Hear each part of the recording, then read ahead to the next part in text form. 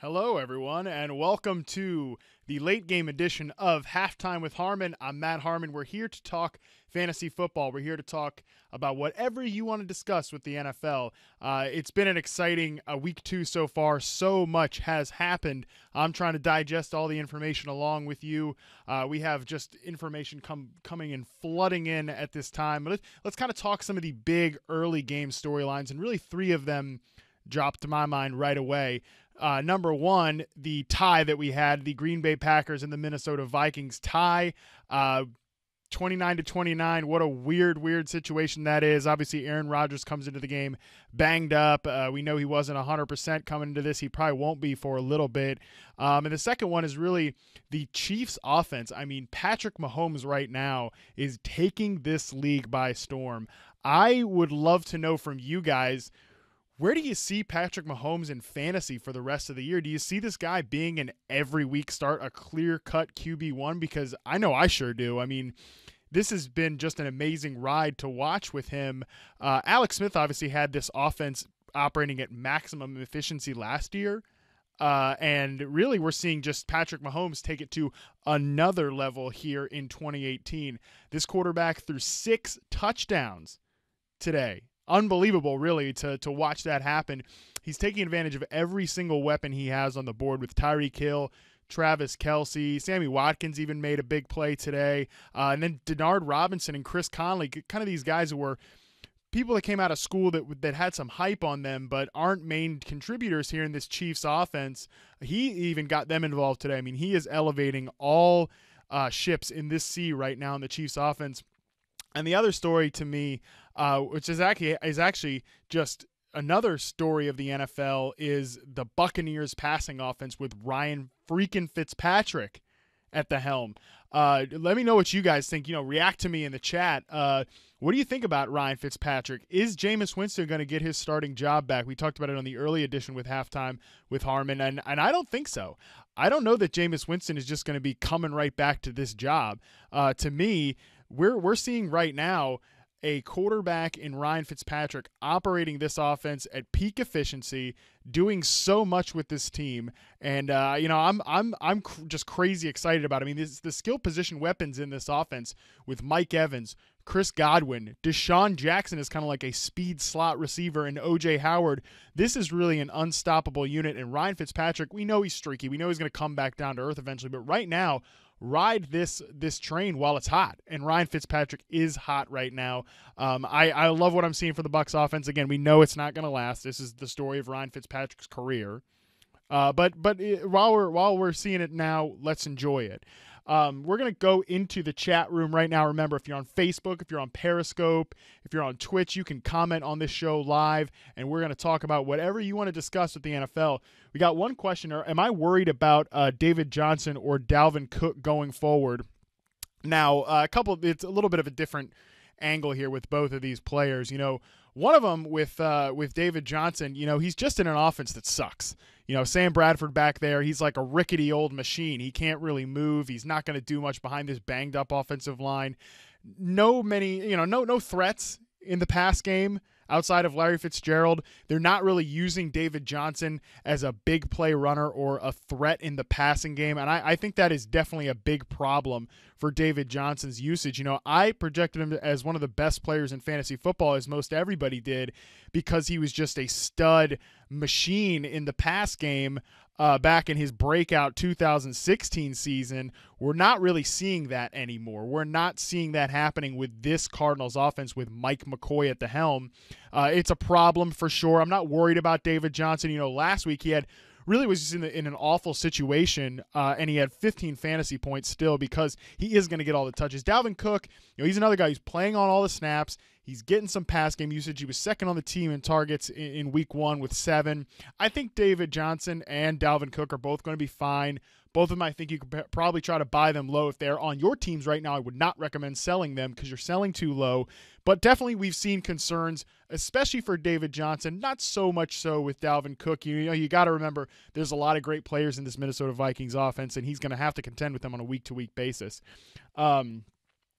Brad Evans sucks. You're okay. We're not going to address that. I love Brad Evans, but thank you for the compliment to me. Is Phillip Lindsay a flex start from now on? That one's coming in from Twitch. No, I don't think that Phillip Lindsay is a flex start from now on. I do think he is a guy you can consider at your flex every week, but I don't think he's someone you're just going to roll out every single week. The snap counts are very even for this Broncos backfield. Royce Freeman is out there. Royce Freeman's not the bell cow back that I think some, Brad Evans included. He was a guy who loved Royce Freeman, was really in on him. I wasn't drafting Freeman at that cost. I made plenty of other mistakes, but that was not one of them that I made this year because I saw this as a backfield that is going to be a committee. I didn't see Phillip Lindsay coming. I thought Devontae Booker would be out there getting most of the work, and Booker is still getting work. So that is taking away from Lindsay. It's also taking away from Freeman, most especially. I think Lindsay's a big play asset that you can throw out in your flex on the occasion, but he's not an every week option. So do be mindful of that. Looking at some of the other chat questions we've got, Ricky Seals Jones is killing me. Yeah, man, I feel you. He's a guy that I really thought would be a little bit better than this, so I totally understand why you're feeling it. I'm feeling it too. Breakout game from Lockett that's getting called from Humble Beast on our Periscope chat. Yeah, that's I hope so, man. We talked a little bit about this in the earlier halftime with Harmon. Remember, you can also check this show out at 2 p.m. Well, 2 p.m. Eastern time, right? Is it 2 p.m., 2:30 p.m. Eastern time? There you go. That's when halftimes are. It's been a long day. It's been a long season. It's only week 2. We got a long way to go.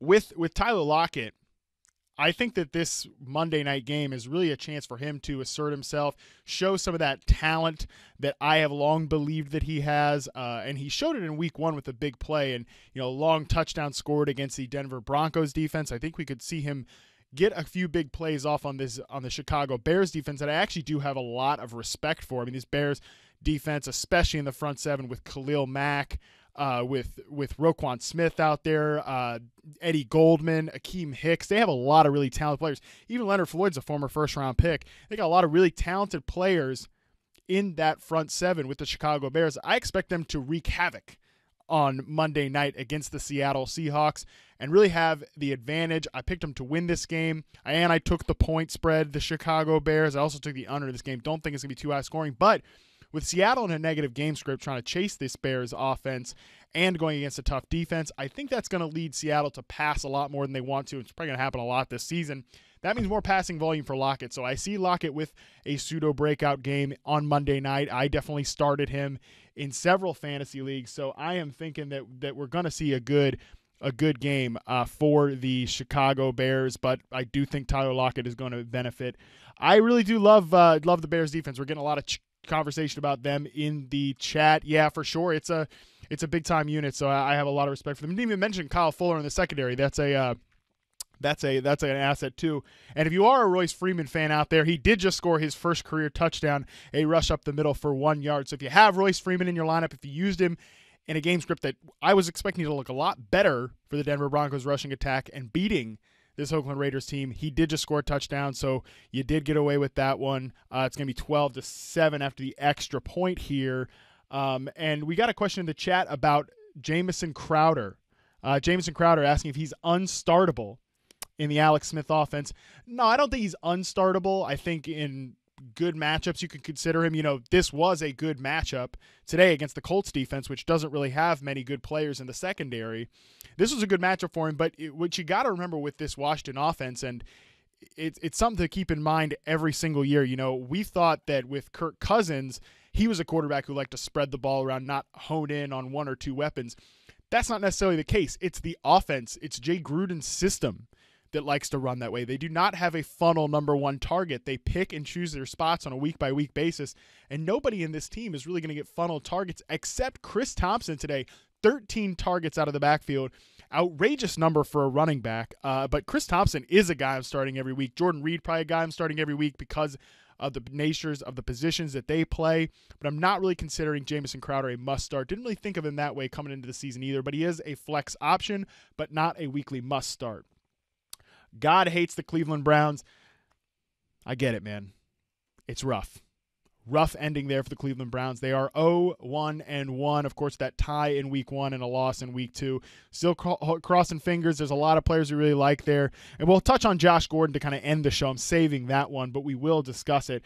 A question from the chat, is Will Fuller a consistent flex spot, with the little purple devil emoji? That's always a nice touch. Yeah, I don't think Will Fuller is a consistent flex spot, but I do think he is a difference maker in this offense, and somebody that, if you have steady wide receiver ones on your team ahead of Will Fuller, I think you really want to consider throwing him out there as your wide receiver 3, because he makes big plays. He made a long touchdown today from Deshaun Watson against the Tennessee Titans defense. I think you're looking at Fuller as kind of an upside dart throw every single week, someone that you can throw out there and hope for a big play. I mean, he might leave you barren, but he is someone that I think you want to consider every week. He's not a must start. Again, maybe it depends on the matchup. The Titans so far have let up some big plays in these first couple weeks of the season. So, this is a defense maybe we want to target, despite the fact they've invested an awful lot of money in draft capital in that secondary. So I do think that Will Fuller is an option, but not necessarily a must start. David Njoku, is he worth a backup tight end spot? That's coming in from the chat right now. David Njoku, he's definitely worth holding on to. This offense, I think, at some point is going to turn to Baker Mayfield. We saw Tyrod Taylor make a long, deep touchdown to kind of get the team within what could have been the winning shot there if their kicker had just not screwed it up and shanked that field goal at the end. But you'd start to see a lot of the flaws of Tyrod Taylor, and I think eventually this offense turns to Baker Mayfield. And while I'm a big fan of Tyrod personally, I've been a fan of his long before he even was starting with the Buffalo Bills a couple of years ago, I do think that Baker Mayfield probably makes this offense, hum a little bit more in the aerial game. So I think we're going to see him soon, and that definitely I definitely will put Njoku on the tight end 1 radar, even though we haven't really seen him there yet. And definitely Fuller has been amazing with Watson. He asked about flex. You have no clue. Yeah, I mean, that's exactly what I said. I said he's a flex option. So try to keep up there, Eric. Brandon asks us in the chat room, so for those of us who have stashed Winston, is it time to move on? Yeah, you don't need to be stashing Jameis Winston, man. Ian Rappaport from the NFL Network said that it's no guarantee that Winston gets his starting job right back. They say he's still the future, but that doesn't really make a lot of sense. Look, you can't bench Ryan Fitzpatrick if he's hot like this if you're the Tampa Bay Buccaneers, because you need to win games. You're 2-0 right now. You need to keep riding this streak. I expect Fitzpatrick to keep the starting job if he stays hot. You don't just go back to Jameis Winston. And there's really no reason for fantasy football players outside of deep QB league, 2 QB leagues, deeper superflex leagues to be holding on to him, because the position is just stocked with options. So definitely let go of Jameis Winston. Another question about David Johnson. People are definitely upset about David Johnson. I get it. I think you should make some offers to trade for him if the David Johnson owner in your league is, getting a little scared. Definitely want to touch on the New England Patriots right now, down 24-3 to the Jacksonville Jaguars. Love it. You got to love it. My boy Jared Quay Campbell, brother of Calais Campbell, really talked me into betting on the Jaguars this week, and I am so glad that I did. So I love that. I do think Jacksonville controls this game and takes it away. And what do you know? Jacksonville's offense continues to hum without Leonard Fournette, because running backs don't matter. That's for the haters out there. So I do think Jacksonville pulls off this win, and that's great to see. Just before we head out of here, just going to pop over to the Roto World page real quick, because Josh Gordon's the top story on the page. There's a report from Rich Cimini who says that the Jets have some interest in Josh Gordon. We've also heard the 49ers are a potential team that he wants to go to, as well as the Dallas Cowboys. So Josh Gordon, if we got some time before we get out of here to just talk about it, what are you guys doing if you have Josh Gordon? Hit me up in the chat. Hit me up on Twitter at @MattHarmon_BYB. Use the hashtag halftime with Harmon. We could talk after the show goes off the air here in a couple minutes. I'm definitely really interested to see where he lands up. I don't necessarily know that he's going to go in and just be a productive wide receiver 1. I'm definitely not expecting that. Wasn't even expecting it if he stayed on Cleveland. But if he ends up on a team like San Francisco, I do think that's going to be really exciting for the 49ers offense, which could use a pseudo wide receiver 1. I don't know that I'm so interested in the Jets, although that would be an interesting marriage with Sam Darnold, who has seemed to prefer to attack the middle of the field with a layup receiver like Quincy Enunwa. So that would be a spot that he would definitely walk into some passing volume, and I think would just pretty much nix whatever value that Robbie Anderson has left, which frankly isn't very much at this point anyways. All right, that's our show. Halftime with Harmon. I hope you enjoyed it during these games, that we got to, dive in and talk some fantasy, not just paper thin analysis that you normally hear during halftime shows. This show is about you guys. It's about interacting. So come back next week, 2:30 p.m. Eastern Time, 6 p.m. Eastern Time, the 2 halftime spots. You remember, you can follow this show on Twitch. You can subscribe there, Halftime with Harmon. You can also find us on YouTube at the Yahoo Sports page, as well as Facebook, Yahoo Sports Fantasy, and on Twitter, of course, at Yahoo Fantasy, and also on Instagram. We got the Instagram page too, Yahoo Sports Fantasy on there. And, of course, you can follow me at MattHarmon_BYB. I'll be tweeting out plenty during the Sunday night game as well from that fantasy handles that we mentioned. So hope to see you all there, and I hope you got some good scratch on the game and all your fantasy lineups are killing it. So for Matt, me, and all the producers, see you next time.